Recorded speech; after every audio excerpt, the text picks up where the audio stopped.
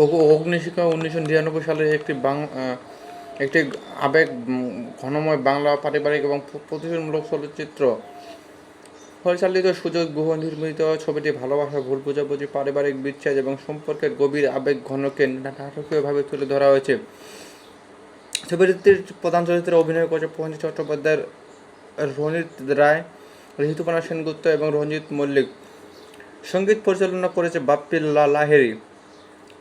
ছবির গল্পে আবির্ভূত হয়েছে অভিমন্যু রায় অর্থাৎ অভিকে কেন্দ্র করে। ছোটবেলা থেকে অভির মনে তার বাবার প্রতি তীব্র ঘৃণা জন্মায়। সে বিশ্বাস করে তার বাবা অর্থ সম্পদের লোভে তার মাকে ছেড়ে এক ধনী পরিবারের মেয়েকে বিয়ে করেছিল। এই ঘটনায় অভির জীবনে গভীর ক্ষতির সৃষ্টি করে। পায়ের কষ্ট, অপমান এবং একাকী জীবন দেখে অভি ধীরে ধীরে কঠোর ও প্রতিশোধপরায়ণ হয়ে ওঠে।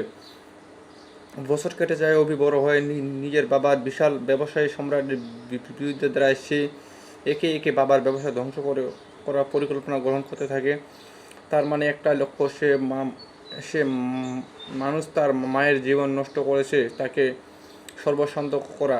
কিন্তু অভি জানত না তার বাবাও অতীতে ভুলের জন্য ভেতরে ভেতরে অনুতাপ ভুগছে। পরিবারের বিচ্ছেদ তাকে প্রতিনিয়ত কষ্ট দেয়, অথচ পরিস্থিতির কারণে তিনি কখনো সত্যিটা নিজের সন্তানের সামনে তুলে ধরতে পারেনি।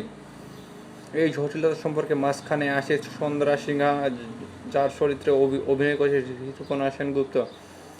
চন্দ্রা অভির জীবনে ভালোবাসা, সহানুভূতি এবং মানসিক আলো নিয়ে আসে। সে অভির হৃদয়ের রাগ এবং প্রতিশোধের আগুনকে শান্ত করার চেষ্টা করে। ধীরে ধীরে অভি বুঝতে শুরু করে প্রতিটি ঘটনার পেছনে কিছু না কিছু সত্য লুকিয়ে থাকে, যা বাবাজি থেকে দেখা যায় না।